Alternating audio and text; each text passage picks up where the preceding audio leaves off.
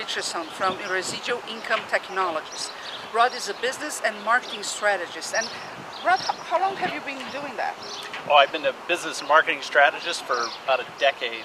Wow. Or more. And you work That's with an small easy way business. for 10 or 11 or 12 or 13, 14 years. And how did you start? I guess I've been married for 14 years, so that would make it about 15 years. Wow. Or more. Maybe the marriage? 16 No, years. the no, marketing. that I've been in marketing. Okay. Why marketing?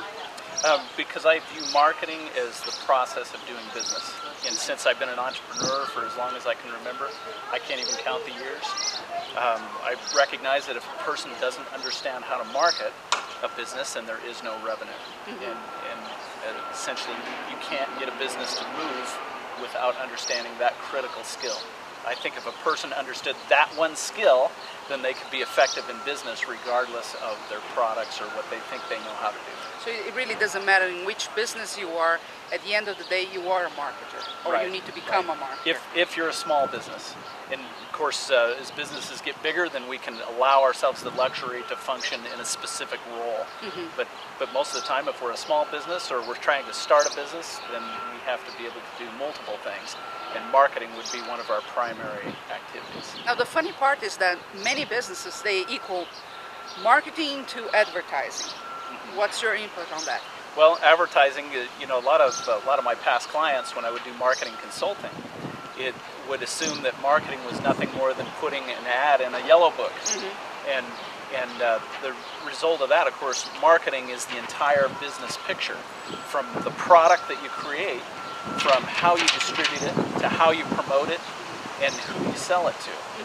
And so I think most people, you know, really need to pay attention to who they're marketing to, and then the whole marketing program is designed around that, right from where you sell it, what you sell, what you say about it, and where you tell the story, which is advertising. It's telling. That's good. So a key point: know who you're marketing to, and know how to tell the story. Tell me a little bit more about that, because, you know, what if I'm a carpet cleaner? What kind of story do I have to tell? Well, I think everybody has a story to tell, and what you have to be careful of, especially if you're in an industry that's well identified, is coming up with something that's really unique about you. Because a lot of people may be telling your same story, and so it's important that as you understand your market, and you understand who your competition is, and what other people are saying, because sometimes even different industries will use the same message, which can be very confusing to a marketplace. And so it's really important that you create something that's unique about you and really striking and compelling about your message, and then you're able to create, you know, make yourself a little different than other people. But don't you ever listen to people saying, but if everybody is advertising this way or is going with this message, should be the same approach? Well, there's some truth to that, because sometimes people will look through advertisements and find out the language that works, and of course everybody will follow suit. A good example of that is a few years ago, Taco Bell came out with their value menu. You might have remembered the 59, 69, 79. And it wasn't but a few months later, when the success of that caught on, that pretty soon every fast food place had their 59, 69, 79 value menus.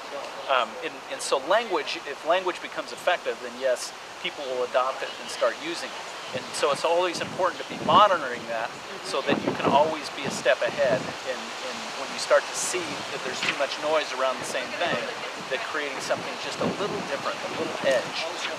And there's a lot of things that small businesses especially aren't willing to do. Like what?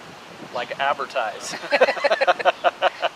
And because there's such a reluctance to advertise, sometimes a business's willingness to advertise, and advertise correctly, will that in itself, the mediums that they use, can be more present than other people in your space, just because they're not willing or don't know how to use certain mediums, like advertising, or like websites, or like social media, which is your big favorite thing.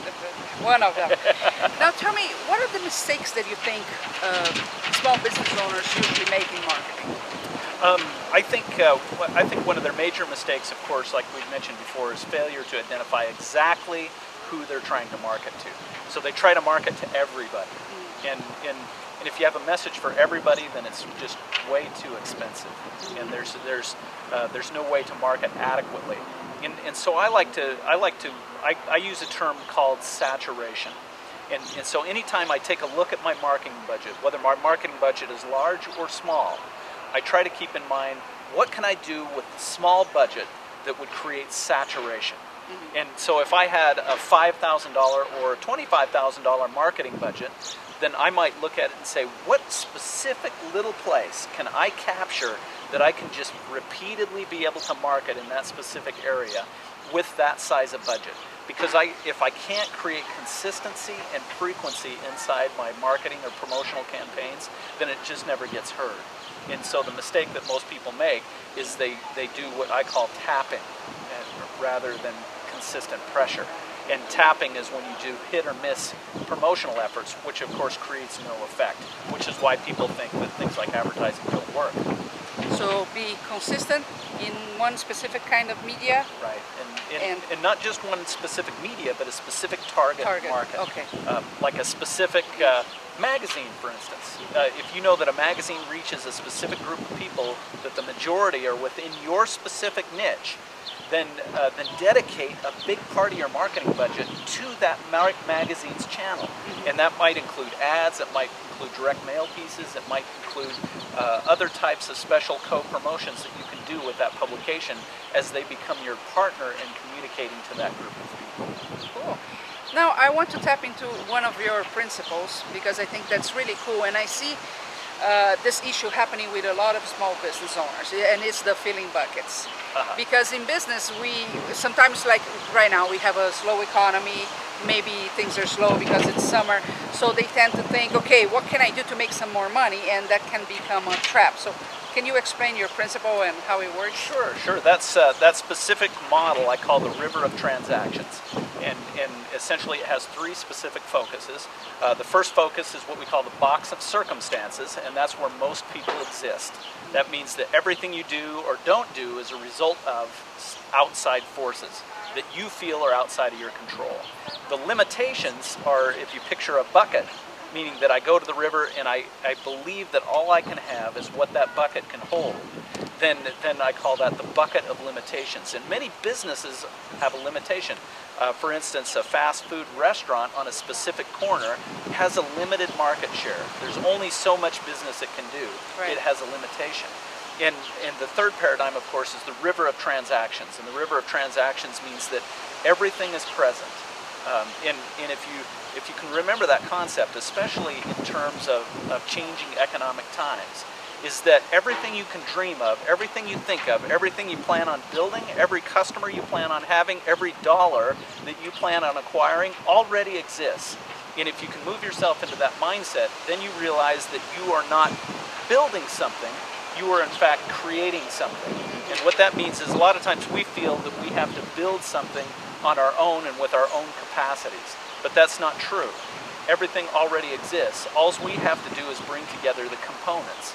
So if we want to build a business, or we want a big partnership with the biggest person in the market, and we want all these things, then we just need to look at it in modular components and bring the pieces together because they already exist. The cash exists. If I say, wow, I can't afford to market, the cash to market exists. The channels to market exist.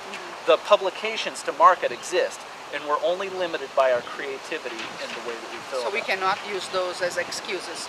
I cannot achieve this project because I don't have money. Right. The money is there. Right. An example of that is I called a publication that has a reach of 200,000 people one time. In our conversation, I asked the rep, of course we made friends with the rep first, and as we developed that friendship and we started talking about how we could benefit each other's business and refer to each other, I called them and I said, I would be interested in advertising in your magazine, but I want to know this one thing. How do you think your market will buy my product? And the rep had to say, and then I told him how much I would have to sell through the publication. The rep said, you know, it's not going to do it. And as soon as she said that, then she said, however, this is what I'll do. You advertise for me, and I will advertise for you for free. And then if it proves efficacy, then we can exchange money. So to date, I carry their ads, and now I have access to a 200,000 market channel. through ads that I don't even pay for. Okay, that leads to another concept that you have, and I might say the name wrong, is the sandbox that you have to play with your partners until go. Right, that's go from there. the sandlot allegory. See, sandlot, it was a difficult word. So, and the idea of that is, you know, how do you tell when people that are coming into your business or partners or joint venture partners or people that can other marketing channels, how do you know if they're really on your team? And so I use an allegory that I call the sandlot allegory. And if you picture a sandlot, which is a bunch of little kids that get together in a neighborhood and they just play ball. There's no real rules other than the rules they make up. The only rule of the game is who is playing. And you can tell if people are really playing with you. Or are they asking for things? No, I can't play in your sandlot until you pay me. Or they stand on the sidelines and just shout instructions. Or they say, wow, what you're doing looks really cool. Invite me in.